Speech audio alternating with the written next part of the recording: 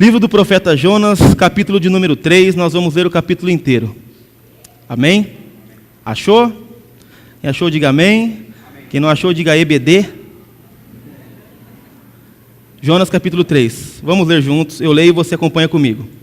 Diz assim: a palavra do Senhor veio a Jonas pela segunda vez com esta ordem: vá à grande cidade de Nínive e pregue contra ela a mensagem que eu vou dar a você. E Jonas obedeceu a palavra do Senhor e foi para Nínive. Era uma cidade muito grande, demorava-se 3 dias para percorrê-la. Jonas entrou na cidade e a percorreu durante um dia, proclamando: daqui a 40 dias Nínive será destruída. Os ninivitas creram em Deus, proclamaram jejum, e todos eles, do maior ao menor, vestiram-se de pano de saco. Quando as notícias chegaram ao rei de Nínive, ele se levantou do trono e tirou o manto real, vestiu-se de pano de saco e sentou-se sobre cinza. Então fez uma proclamação em Nínive: por decreto do rei e de seus nobres, não é permitido a nenhum homem ou animal, bois ou ovelhas, provar coisa alguma. Não comam nem bebam. Cubram-se de pano de saco, homens e animais, e todos clamem a Deus com todas as suas forças. Deixem os maus caminhos e a violência. Talvez Deus se arrependa e abandone a sua ira, e não sejam destruídos. Deus viu o que eles fizeram e como abandonaram seus maus caminhos. Então, Deus se arrependeu e não destruiu como havia ameaçado. Até aqui. Vamos fazer uma breve oração? Senhor Deus, obrigado pela Tua palavra, Pai. Obrigado pelo profeta Jonas, pelo livro do Teu profeta, Pai querido, porque o Senhor o reservou, o guardou, o preservou para nós até os dias de hoje. E através do Seu livro nós podemos ser enriquecidos, e nós podemos olhar para o Teu Filho Jesus, ó Deus. Fala conosco nessa noite, ó Pai amado. Pela Tua graça e misericórdia, usa a minha vida. Não permita que eu diga nada que não provenha de Ti, ó Deus. E que se assim for, ó Deus amado, os corações que ouvem a Tua palavra possam ser por elas transformados, ó Deus. Em nome de Jesus, esteja conosco. Amém. Irmãos, vocês já ouviram falar de efeitos colaterais? Eu acredito que já, né? Normalmente nós relacionamos essa palavra com o uso de remédios, né? Olha, você tomou certo remédio e por causa disso você pode sofrer certo efeito colateral. Às vezes em bulas vem escrito, né? Olha, se você tomar esse remédio e começar a ficar verde com bolinhas rosas, corra para o médico. Ou se você começar a ficar meio esquisito, tem alguma coisa errada aí. Então nós estamos acostumados com essa palavra de efeito colateral, por vezes relacionado com o uso de medicamentos e coisas do tipo. Só que os efeitos colaterais, eles não estão restritos apenas a medicamentos. Os efeitos colaterais, eles estão aí em todos os casos, durante o nosso dia a dia, em nossa vida. Toda vez que nós cometemos algo, fazemos algo, isso tende a gerar uma reação. E essa reação nós chamamos de efeito colateral também, de certa forma. Então, nós fazemos algo e esse algo vai ter uma reação. Essa reação nós chamamos de efeito colateral. É como, se eu pudesse resumir, a reação de uma ação que nós tomamos. E essas coisas costumam acontecer na nossa vida. Ou é só na minha que isso acontece às vezes? Né? Quando você faz uma coisa que não deveria fazer, você tem que pagar por isso depois. Né? Da mesma forma, às vezes você faz algo bom e você recebe depois pelo que você fez de bom. Às vezes sim, às vezes não. Mas essas coisas podem acontecer. Esses efeitos colaterais, eles podem estar presentes na nossa vida. E nós vamos ver que diversas situações ocasionam efeitos colaterais diferentes, né? E às vezes coisas ruins podem gerar efeitos colaterais bons. Um exemplo deles nós temos aqui na nossa igreja mesmo. Há pouco tempo, alguns meses, o filho do nosso irmão André, que a nossa irmã Ilma, caiu enquanto era trocado. Ninguém vai dizer que isso foi bom, né? Eu acredito que não. Porém, isso com certeza gerou um efeito colateral. A igreja orou muito mais. Eu tenho certeza que os pais oraram muito mais. E não somente isso, muitas mamães futuras, ou daquela época mesmo, com certeza terão um cuidado excessivo agora, quando forem trocar os seus nenéns.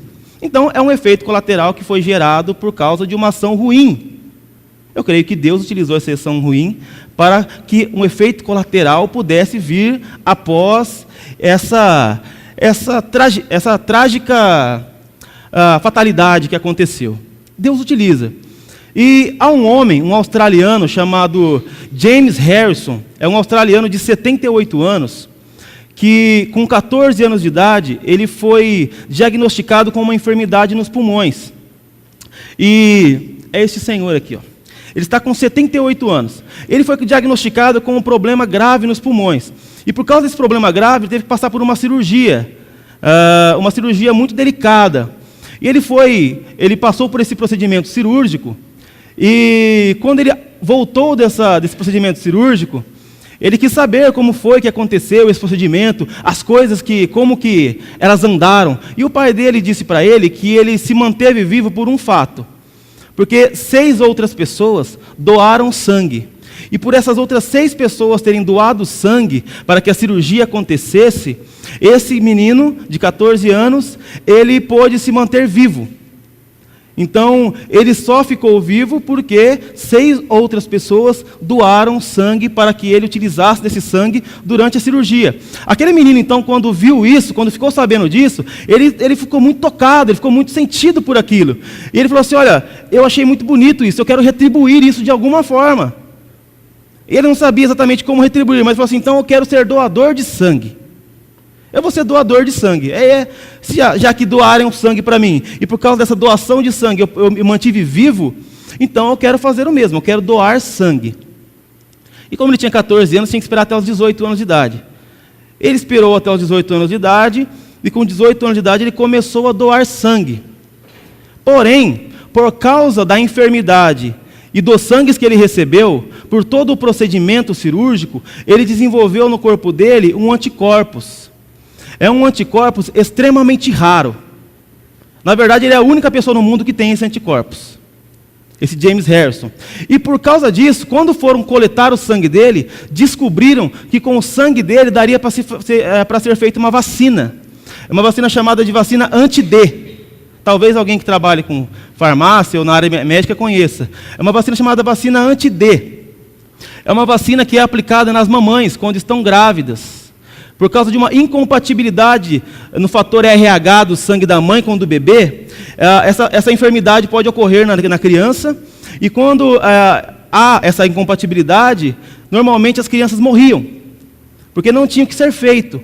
Mas descobriram no sangue de Harrison um anticorpo que combateria essa enfermidade. E a partir de então, começaram a fazer uma vacina para que se combatesse essa doença de Rhesus, que ela existe até hoje.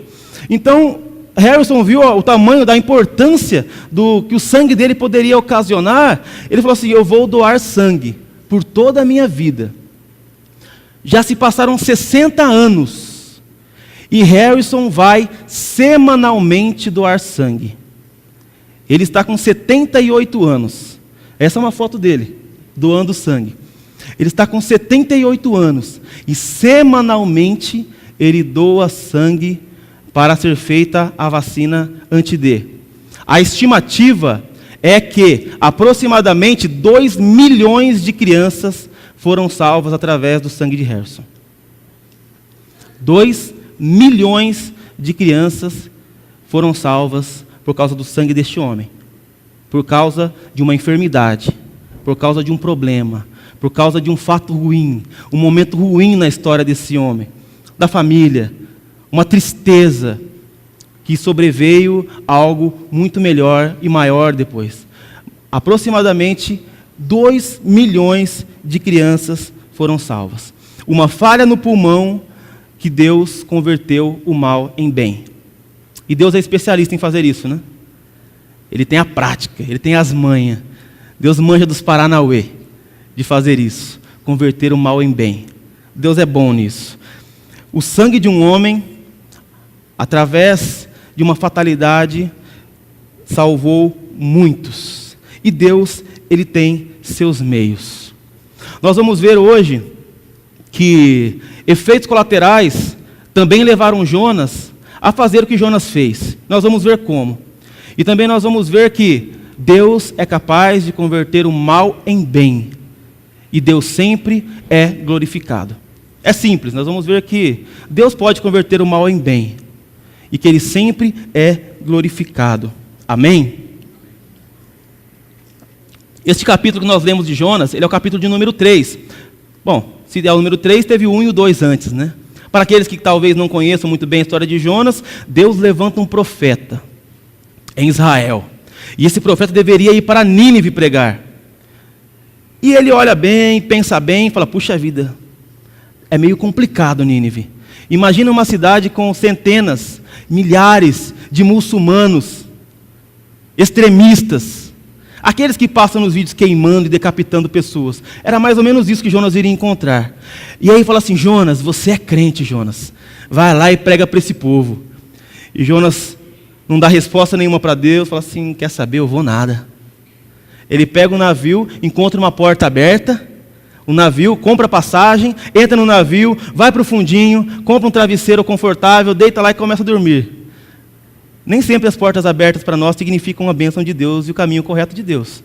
Jonas encontrou todas as portas abertas. E aí ele começa de repente a ir para Tarsis. Aí Deus diz assim, não é aí. Vem a tempestade sobre o navio. Os marinheiros ficam desesperados, marinheiros pagãos, idólatras, cada um começa a clamar o seu Deus. E aí vão lá falar, Jonas, você está aí dormindo? Nós sendo atacados por essa tempestade e você não faz nada, clame ao seu Deus também. Aí daqui a pouco lançam sorte, está com alguém esse azar aí, lançam sorte e cai sobre Jonas. E Jonas fala assim, olha irmãos, realmente era sobre mim. Quer saber de uma coisa? Me joga no mar e resolve isso logo. Os marinheiros ficam com medo, né? Um homem, não vamos matar este homem. Ainda mais que ele diz que é do Deus de Israel, aí complica a história para o nosso lado. Mas não viram outra solução e jogam Jonas no mar. E quando jogam Jonas no mar, a tempestade se acalma. E aqueles homens ficam com mais medo ainda do que estavam da tempestade. Mais medo da tempestade, eles ficam da tempestade ter se acalmado. Fala, que Deus é esse aí, que acalmou a tempestade? Nós vemos isso depois, umas centenas de anos depois, né? Mas aqueles homens ficam com medo. E eles começam a adorar e fazer votos a Deus. Nós aprendemos que Deus queria salvar Nínive, mas no caminho haviam alguns marinheiros idólatras que precisavam de salvação também. Então Deus falou assim, Jonas, você acha que está comandando as coisas, Jonas? Você acha que está no controle, Jonas? É que tem uns marinheiros ali que eu preciso pegar antes de chegar em Nínive. E aqueles marinheiros votam ao Senhor, se convertem ao Senhor. Jonas cai na barriga do peixe, e ali dentro da barriga do peixe, ele se converte novamente a Deus. Ele chega na profundeza, no abismo, e lá Deus trata com ele. E ele fala assim, Senhor, né, eu clamo ao Senhor, porque só o Senhor pode me ajudar. E Deus restitui Jonas. E ele 3 dias depois, ele ficar no estômago, na barriga do peixe, cair em si, entender quem ele é, entender quem Deus é, ele é cuspido na praia e vai novamente para Nínive. E aqui nós começamos o nosso texto. Olha o verso 1, o que diz. A palavra do Senhor veio a Jonas pela segunda vez com esta ordem.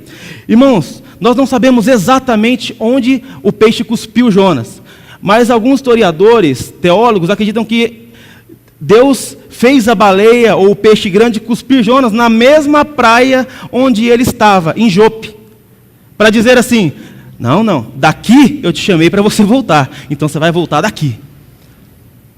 A geografia nos mostra que são 800 quilômetros a distância de Jope até Nínive, que Jonas falou assim, eu não vou arriscar pegar o navio de novo não. Aí ele vai por terra. Isso é o que alguns teólogos dizem. Então, se ele andou 800 quilômetros em terra, ele teve alguns dias para meditar no que ele fez, né? Ele caiu ali, na praia de Jope. Irmãos, aonde Jonas caiu, quem estava lá esperando por ele? Deus. Deus estava ali esperando por Jonas. Deus estava no navio, lá no profundo do navio, quando ele caiu dentro do mar e no peixe, Deus estava lá também. E quando ele cai na praia, Deus está ali novamente. Não há para onde correr de Deus. É como o Salmo 121 diz, olha, se eu subir ele está, se eu descer ele está, se for para a direita ou para a esquerda, ele está. Não há para onde correr de Deus. Deus estava lá na praia esperando por Jonas. Olha, Jonas, quando você cair aqui, nós vamos conversar de novo, Jonas. E não deu outra. Jonas cai lá e Deus começa a falar com ele novamente. E Deus, aqui, irmãos, mostra como ele é gracioso. E ele continua com o chamado dele na vida de Jonas. Irmãos, Jonas fez tudo o que fez. Aprontou o que aprontou. Tentou correr de Deus, tentou fugir. Fugir para lá, fugir para cá. Ele não quis a restauração quando estava no navio, não. Ele quis morrer. Ele não clamou ao Deus dele para pedir por perdão. Ele pediu para ser jogado no mar. Dentro das profundezas, ele olha para Deus como Deus novamente. E depois de tudo isso, Deus não retirou dele o chamado que havia colocado. Jonas era um profeta de Deus, ainda que caído, ainda que em pecado, ainda que correndo, tentando correr da presença de Deus, Deus não retirou dele o chamado que havia colocado. Ele era um profeta que havia de pregar em Jonas. Então Deus, quando quer, quando Ele deseja, Ele restaura ministérios caídos, Ele restaura ministérios derrubados. Pode estar nas profundezas, dentro do peixe, com as algas sufocando. Se for da vontade de Deus, Deus restaura ministérios, Deus restaura pessoas, Deus traz de volta para a superfície. Eu tive mais certeza de pregar esse texto quando eu cheguei aqui e eu vi tudo o que aconteceu, né? Por quê? Nós vimos algumas coisas acontecendo. E o irmão Samuel foi, como foi a palavra que foi utilizada? Reconciliado, né? E por uma coincidência, né? Entre aspas, porque com Deus não há coincidências, eu fui que presidi a assembleia que excluiu o irmão Samuel. E hoje ele foi reconciliado. Irmãos, pode estar no mais profundo das águas, dentro do peixe, com as algas sufocando, dando as últimas borbulhadas de ar e respiro. Deus pode restaurar quando Ele quer. E Deus restaura. Foi isso que Ele fez com Jonas. Mas Ele não fez de qualquer jeito. Ele só fez depois que Jonas reconheceu onde ele estava e quem era Deus. Deus trata o coração do homem antes de restaurá-lo. Foi isso que Ele fez com Jonas. E Deus restaura Jonas e ele é novamente colocado em ação. Deus fez isso com Abraão, quando Abraão mentiu para ficar bem na foto lá, falando sobre a sua mulher. Não, ela é minha irmã, só para com medo dos outros. Deus restaurou Abraão. Deus também restaurou Moisés, depois que ele matou aquele egípcio. E escondeu o corpo, Deus restaurou ele. Deus também restaurou Pedro, depois que Pedro fez tudo o que fez e o negou perante os homens. Deus restaurou Pedro. Então Deus é um Deus que restaura. Eu não sei qual é a sua situação, como você está, quão profundo talvez você esteja. Eu creio que é menos do que Jonas estava. Deus pode restaurar você e colocar aonde Ele quer. Se você tem um chamado, Deus pode fazer. Mas nós não podemos usar isso como desculpa para pecarmos também. Há consequências. Jonas poderia não ter saído da barriga do peixe, mas ele saiu. Mas poderia não ter saído. Eu gosto de uma colocação de um pregador chamado A.W. Tozer, que ele diz: na cruz, um bandido foi salvo para que ninguém se desespere, mas apenas um para que ninguém também tenha falsas esperanças. Né? Então, veja lá. E Deus não mudou o propósito na vida de Jonas. Olha o verso 2. Vá à grande cidade de Nínive e pregue contra ela a mensagem que eu vou dar a você. Irmãos, a mensagem continua a mesma. O chamado de Deus continua o mesmo. Ele deveria ir a Nínive e pregar contra Nínive. Pregue contra ela, uma mensagem dura, uma admoestação. Deus não aliviou a barra de Jonas. Olha, Jonas, pensando bem, você fugiu de lá porque a coisa era difícil lá, né? Eu te entendo. Então vamos mudar agora. Pregue o amor lá. Pregue que Deus é legal, é bacana. Pregue só as coisas bacanas lá, Jonas. Porque senão podem te pegar, né? Eu te entendo, vai. Deus fez isso com Jonas? Não, você vai voltar lá e pregar contra ela. A mesma mensagem que era para pregar antes, você vai pregar agora. Contra ela. Nós temos a tendência, queremos adaptar a mensagem do Evangelho para a nossa cultura, porque o povo de hoje precisa de uma coisa mais light, né? Então vamos dar uma amenizada. Vamos deixar um pouco mais suave. Não fala que é pecado, fala que, eu entendo assim, eu acho que é assim. É um conselho. Não, não é conselho. É ordenança. É mandamento de Deus. A mensagem não pode ser adaptada. Se ela fosse adaptada, ela teria que ter uma por geração. Teria que ter um evangelho por geração. Né? Mas não, é um para todos. E todos os evangelhos para um só mundo, para uma só história. A mensagem continuaria sendo dura para um povo duro. E Jonas deveria ir para a mesma cidade pregar a mesma coisa. Deus não adapta a sua mensagem de acordo com a cultura ou com a geração. Aprenda isso. Deus não mudou. Essa cidade era uma cidade dura. Ela foi fundada por um homem chamado Nimrod. Você vai ver isso lá em Gênesis 10. Um homem que queria se bater de frente com Deus. Ele queria ser maior do que Deus. Esse homem foi muito mau, muito perverso. Ele também fundou outras duas cidades que nós conhecemos bem, chamadas Sodoma e Gomorra. E ele fundou Nínive. Então você imagina o tamanho da dificuldade que era Nínive. Esse homem queria se opor a Deus. Então era uma cidade difícil e para isso precisava de uma mensagem dura. Deus não adaptava a mensagem e não aliviava a mensagem. Irmãos, Deus nunca te enviará para um lugar onde Ele não estará lá para te ajudar. Um pregador chamado Warren Wiersbe, ele diz assim: a vontade de Deus jamais nos conduz a um lugar onde a sua graça não pode nos guardar e em que o seu poder não possa nos usar. Deus nunca nos manda onde sua graça não nos guardará e seu poder não nos ajudará. Deus não nos manda. E Jonas não quis ir e nós não condenamos. Hoje nós olhamos para a Bíblia e falamos assim: olha, esse Jonas é um cara terrível, né? Como ele pode desobedecer a Deus? Ah, mas irmãos, imagine você naquela época, sendo mandado por uma cidade com mais de 100 mil muçulmanos, violentos, doidos para matarem cristãos.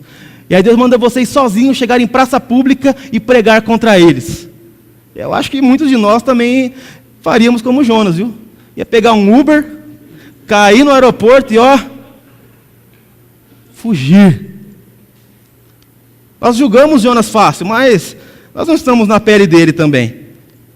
Hoje nós olhamos para a Bíblia e achamos que faríamos diferente, mas será? Eu gosto de uma música chamada Wish, de um cantor chamado Brian Littrell. Ele diz assim: se eu estivesse lá, eu o veria como um carpinteiro ou como Deus? Porque hoje nós olharmos para a Bíblia e dizer assim: como esse povo teve coragem de negá-lo, de correr dele, desejar Barrabás, esse povo é louco. Mas será que lá nós o veríamos como um simples carpinteiro, sendo levado à morte, ou como um Deus? Qual seria a reação mais prudente? Então, Deus chama Jonas e fala: Jonas, você vai voltar para lá e vai pregar para aquele povo. Qual seria a reação mais prudente de um homem depois de passar por tudo que Jonas passou? A reação que ele teve. Olha o verso 3. E Jonas obedeceu a palavra do Senhor e foi para Nínive. Era uma cidade muito grande, demorava-se 3 dias para percorrê-la. Irmãos, Jonas falou assim: de novo, eu vou. Jonas obedeceu. Persistir no erro é burrice, pecado, falta de inteligência.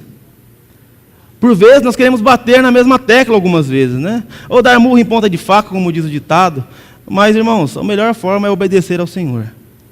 Ficar batendo em ponta de faca, seguindo o caminho que a gente já viu que só deu em destruição, não é uma boa coisa. E Jonas falou assim: eu caí de novo na boca do peixe, estou fora, eu vou para Nínive. E ele foi. E ele percebeu que não há como lutar contra Deus. Não há como lutar contra Deus. Paulo tentou por um tempo. Aí Deus teve que ser mais extremo com ele. Derrubou do cavalo, deixou o cego, falou: Paulo, até quando, Paulo? Você vai resistir, Paulo? Senhor? E aí nós já conhecemos o resto da história. Jacó também tentou lutar contra Deus. E sabe qual é a moral da história de Jacó lutando contra Deus? Que vença o mais fraco. Porque foi isso que aconteceu. Um anjo matou mais de 180 mil homens numa noite. Ele lutar com Jacó seria como estralar os dedos.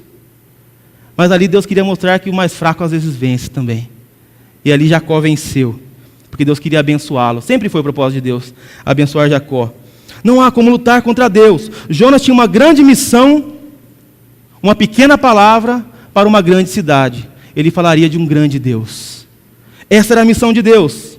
Uma grande missão para uma pequena cidade, uma grande cidade, uma pequena mensagem de um grande Deus. Essa era a trajetória de Jonas. Ele precisaria de 3 dias. Imagina o desespero desse homem. Ele precisaria de 3 dias para percorrê-la, mas a palavra não diz que ele fez em 1. Olha o verso 4. Jonas entrou na cidade e percorreu durante 1 dia, proclamando: daqui a 40 dias Nínive será destruída. Essa era a mensagem de amor e carinho que Jonas proclamava na cidade. Essa era a mensagem cultural. Essa era a mensagem super pop, né? Ele queria estar bem, ele queria ficar bem aos olhos de todos. Será que era essa a intenção de Jonas? Daqui a 40 dias Deus vai destruir essa cidade. Ele vai para o seu destino e por todo um dia ele incansavelmente corre a cidade anunciando a mensagem. Uma mensagem dura, nada suave, né? Para aquele povo. Uma mensagem nada contemporânea. As nossas igrejas hoje, nossas entre aspas, igrejas entre aspas, gostam de apresentar um evangelho água com açúcar. Venha, vai dar tudo certo. Venha, Deus quer restaurar, quer mudar, quer te dar. Deus quer te dar, fazer isso. E você não vê em momento algum o arrependimento, a conversão, o abandonar as obras más. Você só vê, venha, venha que você vai receber, venha que você vai ganhar, venha, né? E como se fosse um parque de diversão. Ninguém ouve um convite para um parque de diversão, olha, vem aqui que você pode sofrer muito. Não, venha se alegrar, venha festejar, venha andar na montanha-russa, comprar algodão doce. É mais ou menos isso que algumas igrejas parecem estar fazendo hoje. Venha se alegrar, ser feliz, né? As más obras, o arrependimento, aí é outra hora a gente vê. Mas não, Jonas tem uma mensagem dura, ele não adapta para aquele povo. E daqui a 40 dias era a mensagem que Jonas pregava para aquele povo. E aquele povo que não era bobo nem nada, ele conhecia as histórias de Israel. Eles sabiam que tinha alguma coisa. E peraí, um cara sozinho, profeta de Israel, vem aqui proclamar isso em praça pública? Ou esse cara é louco ou ele está falando a verdade. E se ele estiver falando a verdade, 40 dias é 40 dias. E na história nós vamos ver que os espias, lá em Números 14, 34, circuncidavam a cidade, esqueci o nome da palavra agora, rodavam ali por 40 dias antes de invadirem a cidade. Ficaram 40 dias circulando em volta da cidade antes de entrar e destruir a cidade. A nação foi provada por 40 anos no deserto. Golias ficou por 40 dias insultando o povo. E agora Jonas fala assim, olha, 40 dias vocês serão destruídos. E o povo falou, peraí, 40 já aconteceu uma vez, 2, 3, esse cara está aqui falando esse negócio, deve ser verdade. E aí, muitos diriam hoje o quê? Essa mensagem não é popular, não vai dar certo essa pregação. Quem vai querer seguir na igreja de um cara desse? Quem vai querer ouvir essa mensagem dura? Muitos chamariam Jonas de juiz. Ei, esse cara é juiz, Deus vai destruir a gente nada, a gente não é tão mal assim. Muitos chamariam Jonas de hipócrita. Esse cara está trazendo uma mensagem aí dura, mas ele também tem pecado. Ele tem pecado, quem é ele para falar isso? Ele é um cara que tem pecado, ele não poderia estar me falando isso. Essa mensagem é muito dura, ele é juiz, quem constitui ele como juiz? Esse cara está doido, meu. Tira primeiro o cisco do seu olho. Você não entendeu a mensagem de Deus? Deus é amor, Deus não destrói ninguém. Iriam dizer isso sobre Jonas pregando naquela cidade. Mas Jonas disse para aquele povo, vocês têm 40 dias. Irmãos, como você viveria se você fosse a um consultório médico e o médico olhasse para você, olhasse para um diagnóstico, olhasse para você de novo, olhasse para o diagnóstico e falasse, olha, eu tenho uma notícia meio triste para te dar. Você tem 40 dias. Como você viveria nesses 40 dias? Exatamente como você tem vivido? Não, normal, vou bater meu ponto amanhã, 6 horas da manhã, com toda alegria. Vou almoçar, trabalhar até às 18. Vou chegar em casa, ficar na internet. Eu vou fazer um monte de coisa. Você faria isso? Se o médico lhe desse 40 dias, como você viveria com relação a Deus nesses 40 dias? Você continuaria tratando Deus como você tem tratado hoje? A tua palavra? Você continuaria orando como você ora hoje? Buscando arrependimento como você busca hoje? Como você viveria? Um povo que estava querendo ajuntar tesouros na terra, Jesus, lá em Mateus 12, disse assim para eles, loucos, essa noite pedirão a tua alma. Às vezes nós dizemos assim, viveria totalmente diferente se eu tivesse 40 dias. Só que nós somos loucos, talvez nós não teremos nem 4 horas, nem 4 dias. Talvez nós não teremos 10 minutos. E nós continuamos vivendo como se nós fôssemos eternos. Aquele povo sabia que eles tinham 40 dias. Como você viveria? Ainda é tempo de mudar a sua vida. Você não sabe quanto tempo você tem ainda nessa vida. Qual é o efeito da mensagem impopular de Jonas? Olha o verso 5 e o verso 6. Os ninivitas creram em Deus, proclamaram jejum, e todos eles, do maior ao menor, vestiram-se de pano de saco. Quando as notícias chegaram ao rei de Nínive, ele se levantou do trono, tirou o manto real, vestiu-se de pano de saco e sentou-se sobre cinzas. Olha essa mensagem dura, impopular. O que resultou? Jonas, não pregue isso não, Jonas. Alguém diriam para ele. Isso é muito duro, Jonas. Ninguém vai querer te ouvir. Todos creram em Deus. Todos se consagraram em jejum a Deus. Todos mudaram as suas vestes.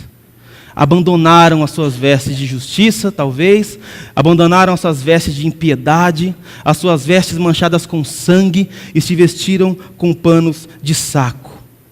Todos, do maior ao menor, os moradores converteram-se. A mensagem de Jonas alcançava os simples, os humildes, os pobres, e eles ouviram a palavra de Deus. O rei também se converteu. A mensagem de Jonas era para os ricos, para os poderosos, para os grandes. Jonas não fazia acepção de pessoas, ele não negligenciava uma classe, nem os pobres, nem os ricos, nem os pequenos, nem os grandes.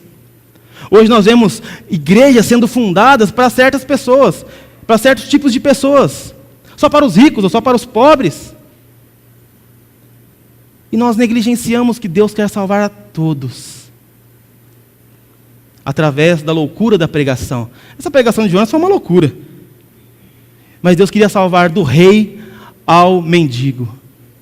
Todos mudaram as suas vestes, todos tiraram as vestes, e o rei tirou a sua veste real e se cobriu com cinzas. É espantoso, né, irmãos? Vermos um rei tirando as suas vestes reais e se cobrindo com cinzas. Outras vezes na história isso aconteceu também. Depois de alguns anos aconteceria de novo. Orgulho e humilhação sendo confrontadas. E a humilhação perante Deus venceu. Todos se dobram diante do Rei dos Reis. Pode ser rei, pode ser patriarca, pode ser monarca, presidente, diretor de empresas, todos se dobram diante do Rei dos Reis. Alguns serão em vida, outros serão após a vida. Todos se prostrarão, cairão de joelhos diante dele, e suas línguas proclamarão que ele é Senhor. Todos. Que bom que seria que todos fizessem em vida, porque alguns, depois de fizer isso em morte, partirão para a segunda morte. Todos dobrarão. Mas por que eles se dobraram, se arrependeram? Porque eles não queriam perecer. Eles tinham medo de perecer. Os marinheiros também tinham medo de perecer. Eles viram a tempestade, viram o poder de Deus, ficaram com medo de perecer. Então eles clamaram a Deus. Aqui estes homens de Nínive também estavam com medo de perecer. E irmãos, o medo de perecer faz com que muitos corram para os braços de Deus. E não é de tudo errado. Deus usa os seus meios. Mas muitos, quando em meio à tempestade se arrependem, como já diria Charles Spurgeon, muitos arrependimentos que nascem na tempestade morrem na calmaria. Mas nós vemos que aqui a coisa foi um pouco diferente. Quando a conversão é verdadeira, tudo ao redor percebe que Deus está agindo. Tudo é transformado. Olha o verso 7 e 8. Então fez uma proclamação em Nínive: por decreto do rei e de seus nobres, não é permitido a nenhum homem ou animal, bois ou ovelhas, provar coisa alguma. Não comam, não bebam, cubram-se de pano de saco, homens e animais, e todos clamem a Deus com todas as suas forças, deixem os maus caminhos e a violência. Irmãos, olha o que o rei está fazendo. O rei está dizendo assim: eu me arrependo, eu troco as minhas vestes reais por vestes de humilhação, mas não sei se serei só eu. Todo o meu reino, todo o meu reinado, tudo será transformado. Todos verão que Deus agora reina nessa nação. Os animais se cobririam de pano de saco. Os animais entrariam em jejum, mesmo que eles nem sabiam o que estava acontecendo, pobres animais. Mas o rei falou assim: todos têm que provar desse Deus. Todos eles têm que sentir a ação de Deus sobre Nínive. E irmãos, quando nós fomos iluminados por Deus, quando Deus brilhou a sua luz em nós, essa luz, ela consequentemente, ela vai resplandecer e ela vai brilhar aquilo que está à nossa volta. Se tudo que está à sua volta permanece em trevas, talvez a luz não chegou até você ainda. E você tem que fazer uma análise, se você realmente está vivendo para esse Deus. Porque a palavra de Deus nos diz, o próprio Cristo nos diz: você não esconde uma candeia sobre um lugar escuro. Você não esconde uma luz sobre a escuridão. Parafraseando o mestre, não há como você deixar uma sala escura e acender uma lâmpada e ela ficar escura a sala, e você não perceber a lâmpada ali. Tudo ao seu redor deve ser transformado, se você foi alcançado pelo Evangelho de Cristo. Tudo ao nosso redor muda, e todos clamaram ao Deus de Jonas. Todos realmente deveriam ser convertidos e serem transformados, deixar os seus maus caminhos. É como se o rei dissesse: lembrem-se, Lembrem-se dos seus maus caminhos. Lembraram? Agora deixem-nos. Deixem-nos. Abandone o seu mau caminho. E por que razão houve tanta transformação assim? Olha o verso 9 que diz: talvez Deus se arrependa e abandone a sua ira, e nós não sejamos destruídos. Esta era a esperança daquele povo, que consagrou tanto a si mesmo quanto seus animais, toda a sua terra. Eles esperavam que Deus mudasse de ideia e não destruíssem eles. Era isso que aquele povo, quando ia ouvir João Batista pregar, também queriam. É por isso que João diz assim: ei, raça de víboras, quem vos ensinou a fugir da ira que virá? Eles não queriam ser destruídos, eles estavam com medo da ira de Deus. E qualquer pessoa em sã consciência tem medo da ira de Deus mesmo. Se você não tem medo, alguma coisa está errada. Nós temos que temer a Deus e tremer diante dEle. E quando nós trememos e tememos, nós somos completados por um amor sem igual por Ele. Mas o tremor e o temor são as primeiras consequências de um coração transformado. A ira vindoura. E eles reconhecem quem Deus é e não a ideia que faziam de Deus. Eles sabiam quem Deus era. Talvez eles se arrependam e nos poupe. Esse era o pensamento deles. Eles sabiam que Deus podia destruí-los. Eles sabiam que Deus podia acabar com eles. Eles sabiam que Deus era poderoso para fazer o que queria. Eles sabiam que Deus tinha autoridade para destruir aquilo num piscar de olhos.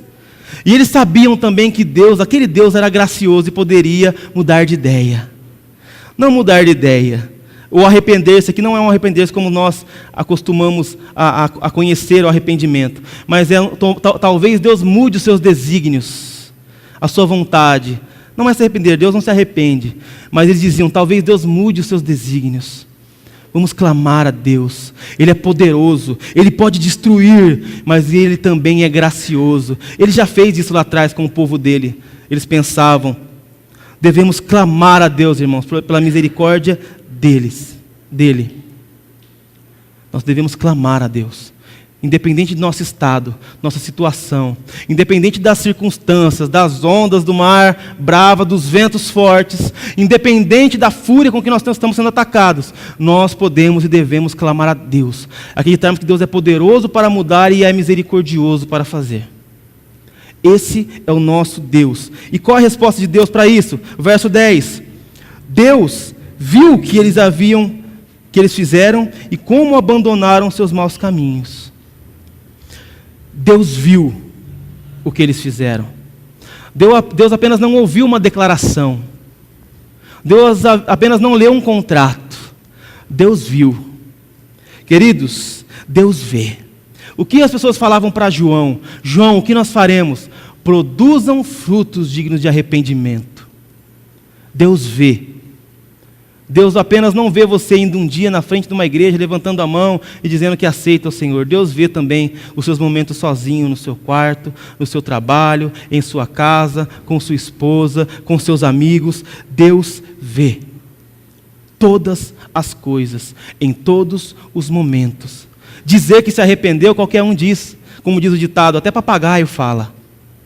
Dizer que se arrependeu. Mas Deus não fica nas palavras, Deus vê. Deus conhece. O que nós não conhecemos, Deus conhece. E Deus viu que aquele povo havia se arrependido. Quando você um dia tomou a decisão por Cristo, você também disse que faria certas coisas, não disse? Você disse que mudaria os seus maus caminhos, não disse? Que se arrependeria do mal que havia feito. E que mudaria a sua vida e andaria por novos caminhos, você não disse isso? E o que Deus tem visto na sua vida? Que essas coisas têm acontecido? Ou não? Deus vê. Não pense que uma declaração move o coração de Deus. Deus vê. Deus viu. O que ninguém vê, Deus vê. E o verso 11 nos diz: então Deus se arrependeu, mudou seus desígnios e não os destruiu como havia ameaçado. Deus reconheceu a mudança real daquele povo. Ele viu os frutos de arrependimento. E Ele mudou os seus desígnios. Queridos, toda uma nação, mais de 120 mil pessoas ouviram a pregação de Jonas, se arrependeram e creram. Aparentemente, essa foi a maior de todas as empreitadas evangelísticas. Ou você ouviu falar de algum outro evangelismo que deu em mais de 120 mil pessoas convertidas num dia? Eu nunca ouvi falar. A Bíblia não nos relata. Nós olhamos para Pedro com aquele sermão de 3.000 almas, falando, puxa vida, Pedro foi fera, hein? Deus usou Pedro em 3.000. Aí Jonas foi 120 mil. A maior empreitada evangelística. Esse Jonas era um homem fera de Deus, hein? Depois na sua casa leia o capítulo 4. É como o Brasil, indo tudo bem na Copa, até chegar uma Alemanha no caminho. Depois leia o capítulo 4. Eu preguei já, se você quiser depois acesse o site, está lá na nossa página. Aparentemente a maior de todas as empreitadas evangelísticas. Deus plenamente sendo glorificado mais uma vez, através de Jonas. Não houve na história outro relato tão grande. Um profeta pecador, fujão, e um Deus que sempre quer ser glorificado através da sua palavra. É isso que nós vemos. Deus utilizando homens falhos, pecadores, que se arrependem e voltam. E Deus sempre sendo glorificado em tudo. E Deus mais uma vez mostra a sua soberania e os seus planos. Deus não usou Jonas pelo que Jonas era, mas Deus usou Jonas apesar de quem Jonas era. E Deus nos usa assim. Não imagine que Deus te chamou, você tem um talento, porque você era mais bonito, não. Não se acha a última Coca-Cola do deserto, a última bolachinha do pacote. Não se ache isso. Se Deus te usa, é porque Ele está te dando o privilégio de ser usado por Ele. Deus está te dando o privilégio de estar incluído nos planos dEle. É porque Deus está te usando apesar de quem você é. Não por quem você é. Não por quem. Ele não me usa por quem eu sou. Se fosse por quem eu sou, não serviria nem para limpar o sapato dos outros. De capacho. Mas Deus nos usa apesar de quem nós somos. Você tem ouvido o chamado de Deus para a sua vida, querido? Como você tem respondido? Você tem olhado mais para os seus talentos? Eu acho que eu não estou pronto. Eu acho que eu não sou bom o suficiente. Se você está esperando ser bom o suficiente, esqueça, você não vai ser. Você se acha ruim o suficiente? Você é mesmo. Mas em Deus há graça e misericórdia. Ele pode te usar, mesmo você sendo quem você é. Deus usou Jonas, mesmo Jonas sendo quem ele era. Você caiu, foi lá para o fundo. As escamas, as algas, tudo te sufocando. Deus pode te usar ainda. Ele não olha para o que você é, mas Ele olha para o seu filho. E o que Ele fez. Aquele que nos chama é mais poderoso que tudo. E Jonas foi usado para a salvação de mais de 120 mil homens. Irmãos, o sangue daquele homem, Jonas Harrison, ele foi utilizado para que mais de 2 milhões de pessoas não perecessem. Assim como Jonas foi usado para que mais de 120 mil homens não perecessem. Esse Jonas Harrison passou Jonas, de certa forma. Ele foi utilizado o seu sangue para que mais de 2 milhões de pessoas não perecessem. E as pessoas, nós temos medo de perecer. Não é verdade? Você não tem medo da morte? Nunca teve medo de morrer? De perecer? De sofrer? De acabar numa cama inválida, coisas do tipo? Você tem esse medo. Todos temos esse medo de alguma forma. Aqueles homens, os marinheiros do navio, tinham medo de perecer. Por isso clamaram ao Deus vivo. Aqueles homens em Nínive tinham medo de perecer. Por isso clamaram ao Deus de Israel. Jonas, dentro do peixe, ele também tinha medo de perecer. E também clamou a Deus. E a nossa geração não é diferente. Nós temos medo da morte. E o que nos espera após ela? Aquele homem, James Harrison, ele não viverá por muito mais tempo. E também, daqui a 2 anos, ele não poderá mais doar sangue. É a idade limite para que um homem possa doar sangue onde ele mora, onde ele vive. Há uma empresa, um grupo hospitalar médico, que diz que o sangue de Harrison é insubstituível.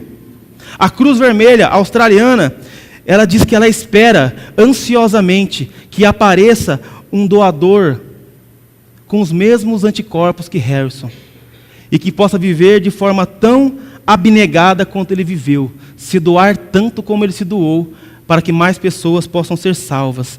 Eles esperam alguém que possa ter um anticorpos para uma doença que aflige algumas pessoas. Mas existe um sangue que é muito mais poderoso que o sangue de Harrison. Muito mais. E eles não sabem que a maior enfermidade de todas não é essa síndrome de Rhesus, que afeta as crianças. A maior enfermidade de todas se chama pecado. E essa enfermidade, ela não faz perecer apenas o corpo, ela faz perecer também a alma. E esse mal também precisa de um anticorpo, só que muito mais poderoso do que o sangue de Harrison. Esse mal precisa de um anticorpos divino. Esse mal chamado pecado. E há alguém que é muito maior do que Jonas e muito maior do que Harrison, que da mais forma abnegada possível, abriu mão de toda a sua glória, de todo o seu poder, de toda a sua majestade, abriu mão de tudo que tinha, detinha, de todo o seu poder, e da mais abnegada possível das formas, derramou o seu sangue também numa cruz, há 2000 anos, o Cordeiro de Deus que tira o pecado do mundo, com o mais perfeito dos anticorpos já inventado. O próprio Deus criou esses anticorpos contra o pecado. Jesus Cristo, Filho de Deus, é o seu nome. Unidos a Ele, irmãos, jamais pereceremos. Unidos a eles. É o que João 3,16 nos diz. Porque Deus amou o mundo de tal maneira que deu o seu Filho unigênito, para que todo aquele que nele crê não pereça, mas tenha a vida eterna. Apenas o sangue do Cordeiro de Deus, do Filho unigênito de Deus, pode nos salvar de toda e qualquer condenação. Apenas nele nós não pereceremos. Jonas, através do seu sofrimento e de sua história e sua luta, ele foi um instrumento para a salvação de toda uma cidade. Mas Jesus, através do seu sofrimento, ele foi instrumento de salvação de todos aqueles que são filhos de Deus. A multidão incontável que está descrita em Apocalipse, todos aqueles usufruíram do sangue do Cordeiro derramado na cruz. Quando Jonas foi a Nínive, ele foi a um povo mau, rebelde e adúltero. Eles viram Jonas e não viram sinal nenhum, e eles creram, se converteram dos seus maus caminhos. E se arrependeram por causa da pregação de Jonas. Mas algumas centenas de anos depois, mais uma geração má, adúltera, em pecado, viu um homem, um filho de um carpinteiro, de uma mulher chamada Maria, e falava assim: você é mesmo Deus? Faça-nos um sinal, para que nós possamos crer que você é Deus. E Jesus responde da seguinte forma, Mateus 12, 38 e 41. Alguns dos escribas e dos fariseus tomaram a palavra dizendo: mestre, quiséramos ver da tua parte algum sinal. Mas ele lhe respondeu e disse: uma geração má e adúltera pede um sinal, porém não lhe será dado outro sinal, senão o do profeta Jonas. Pois como Jonas esteve 3 dias e 3 noites no ventre da baleia, assim estará o Filho do Homem 3 dias e 3 noites no seio da terra. Os ninivitas ressurgirão no juízo com esta geração, e a condenarão porque se arrependeram com a pregação de Jonas. E eis aqui quem é maior do que Jonas. Eles não se arrependeram e creram no próprio Deus, pregando a eles. Eles queriam um sinal. Jesus disse: aquele povo de Nínive se levantou, se arrependeu sem um sinal sequer. E tem mais: eles se levantarão contra vocês no dia do juízo, porque eles se arrependeram por Jonas. Mas está aqui quem é maior do que Jonas. Está aqui aquele a quem Abraão viu e disse, se alegrou. Está aqui aquele a quem Isaías viu e disse: santo, santo, santo. Aquele que Davi dizia assim: o meu Senhor está sentado à destra do meu Senhor. Ali estava quem era maior do que o mundo, do que os anjos, profetas ou qualquer outra coisa. E eles não se arrependeram. Irmãos, aqui, nesta noite, conosco, está quem é maior do que Jonas. Aqui conosco está quem é maior do que Abraão, Davi, Moisés, do que qualquer rei que já reinou, qualquer patriarca que já existiu. Está aqui quem é maior do que todos eles. E a mensagem de arrependimento ainda continua sendo pregada. E eu te digo, para você e para mim, se nós não nos arrependermos, Nínive se levantará contra nós, no dia do juízo, para nos condenar. Mas o mesmo Deus que salvou Nínive, nos salva. Nós não conseguimos por nossas forças. Não conseguimos pela nossa qualidade, pelo que nós temos de bom. Mas muito mais importante do que James Harrison foi um homem que não colocou uma agulha em seu braço, mas colocou cravos em suas mãos. E com esses cravos em suas mãos, sangue foi derramado. E nós recebemos a doação deste sangue eterno, divino, do Cordeiro de Deus, que tirou o pecado dos seus filhos. E através dele, nós podemos ter vida e vida eterna. E unidos a ele, nós não pereceremos. Se você ainda não se entregou e vive para esse Deus, corra desesperadamente para ele nessa noite. Ele te recebe, como aquele pai que viu seu filho voltando depois de morto. Ele corre ao encontro. E não somente corre, ele troca as vestes, coloca o anel e faz uma festa. Esse é o nosso Deus. Amém? Vamos orar.